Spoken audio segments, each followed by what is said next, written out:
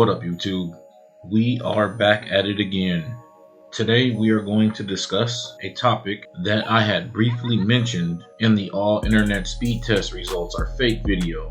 You already seen the thumbnail, you already read the title. Let's get right to it. Let's dive right in. Alright guys, before we get to the topic at hand, please smash that like button. I'll give you a few seconds. Thanks for that. You know it helps us out here in these YouTube streets. Let's get to it. So the headline reads, Netflix, we're the ones throttling video speeds on AT&T and Verizon. The streaming service says that for 5 years, it's been slowing down video to wireless users to save them from themselves. If you watch Netflix on Verizon or AT&T, the streaming video service is keeping you from getting the full picture, and it claims it's for your own good. A week after the wireless carriers were accused of throttling video speeds on their networks, Netflix has stepped forward to take the blame for the degraded video quality. The popular streaming video service told the Wall Street Journal on Thursday it has been slowing its video transmission on wireless carriers around the world, including Verizon and AT&T, for 5 years to, end quote, protect consumers from exceeding mobile data caps, end quote. Let's pause it right there for a second. That's got to be one of the most in-your-face admissions that I've ever seen. You see, because there are some real pseudo-skeptics out there. People who pretend that they want to know the truth, but these are always the same people who believe what these big companies say, hook, line, and sinker. So not only do they have the technology to slow down your connection, which is nothing new to most of us, it's just we're getting them to actually admit it right here. So the tinfoil hat accusations automatically fall to the wayside. I am going to be reasonable in my critique of the people who think that these companies like Netflix wouldn't do this because it would hurt them in the market and that they would be worried about losing customers. Now here they are admitting to it, which transforms a suspicion into a fact. Now, granted, in this example, they are doing it under the guise of protecting consumers from exceeding mobile data caps. It doesn't take a rocket scientist to understand what a big corporation like Netflix's bottom line is. Okay, back to the article. Netflix now plans to shift some of the control to viewers themselves. In May, it expects to make a, quote, data saver, end quote, feature for mobile apps available to some subscribers that would let them choose either to stream more but lower quality video if they have a smaller capacity data plan, or to increase video quality if they have a less restricted plan. Let's pause it right there. I'm not going to go on a long tangent. Let's keep this quick. Netflix is admitting right there they knew what they were doing was wrong. And what you're seeing right here is them trying to cover it up and save face. Because they know they should have developed this feature first, giving the consumer the option to choose. And actually, they could have done something even easier. They could have just deployed notifications and pop-ups that made the user aware and to use their data in a smart manner. They should have done that first and then developed the data saving feature later. Let's not get too far off track. Back to the article. Quote, it's about striking a balance that ensures a good streaming experience while avoiding unplanned fines from mobile providers, end quote. The company said in a blog post late Thursday. I think they're talking about Netflix's blog. Netflix has been a staunch supporter of net neutrality, the idea that all traffic on the internet should be treated equally. That means broadband providers can't block or slow down the online services or applications you use. It also means your internet provider can't create so-called fast lanes that force companies like Netflix to pay an additional fee to speed up delivery of content to you. At this point of the article, this is where a lot of people say that Netflix is speaking out of both sides of its mouth, where on one hand, they want all traffic on the internet to be treated equally, when at other times Netflix stated that they would take advantage of using any content delivery networks that they could pay for. I know there are logical reasons on both sides of this argument, but we ain't getting into that today. Back to the article. However, the net neutrality rules approved a year ago by the Federal Communications Commission do not apply to content companies like Netflix.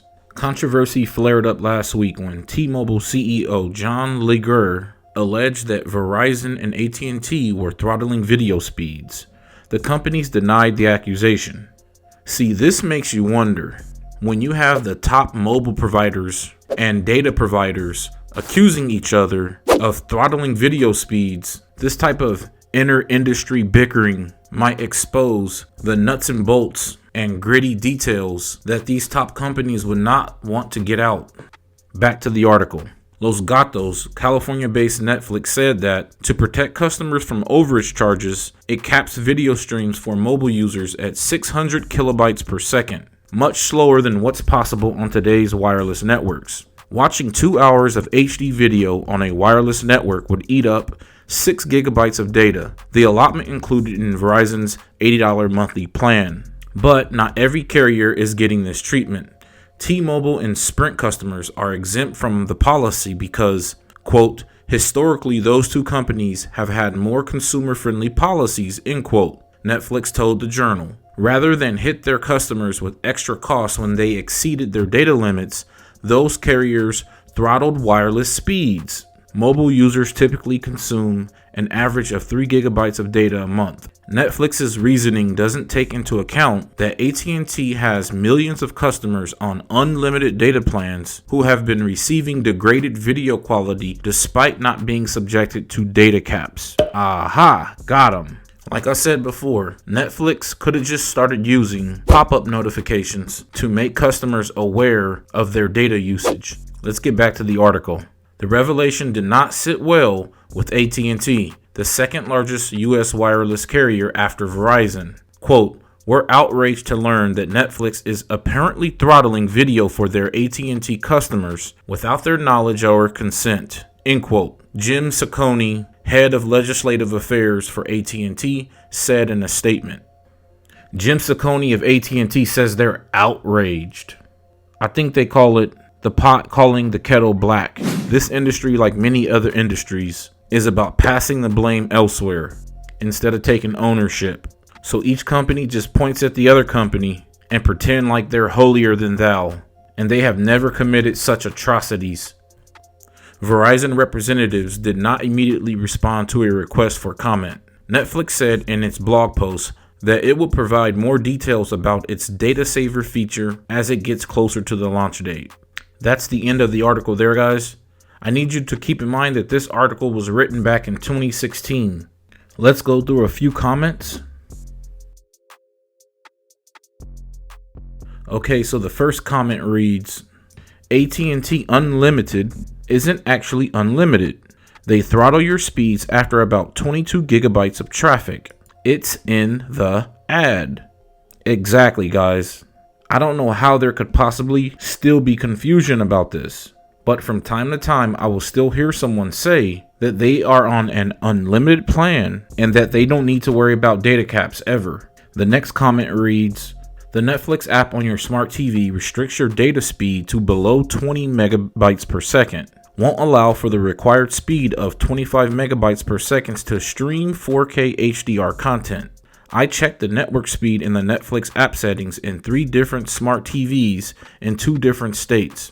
All 3 limited the speed to below 20 megabytes per second. All 3 involved in the test have regular data speeds of 50 megabytes per second or higher. So if you pay for the 4-screen HD plan, you still won't be able to stream the 4K HDR titles. Netflix claims that fast.com is what your streaming speed is. This is not true, obviously, from the test I did above. While on the phone with Netflix tech support, they actually denied knowing anything about the speed test that you can access in their own app settings. I just want to add here, when you're speaking with tech support from any of these top companies, just remember you're speaking with people who are underpaid, undertrained, and underinformed.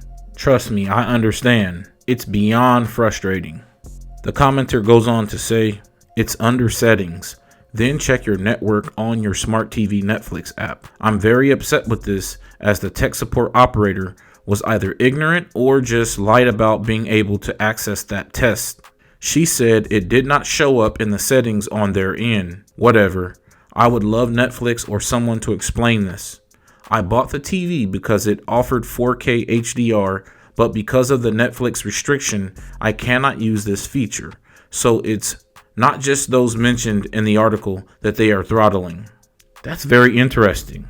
So not only can you be double throttled by Netflix, meaning from their streaming servers, but if what this commenter says is true, they can also do it through the app on your smart TV and put some type of governor filter on it that restricts the data out of the box, so to speak.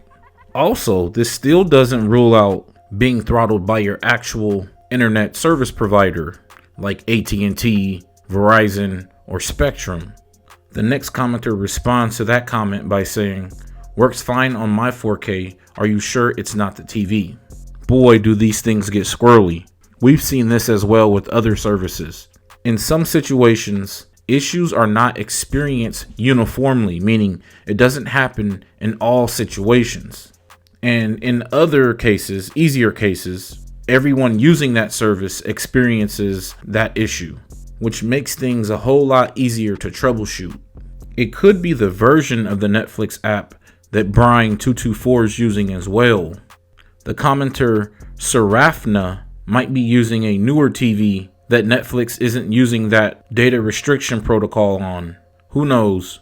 Next commenter, Rose Simone. Okay, I'm not a technology person, so I am really struggling to understand this and would appreciate insights.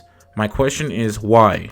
Why the throttling in the first place? Doesn't the data just move down the pipes at the same speed regardless of how many people are downloading and regardless of how much they are downloading? If so, why is the control of traffic necessary?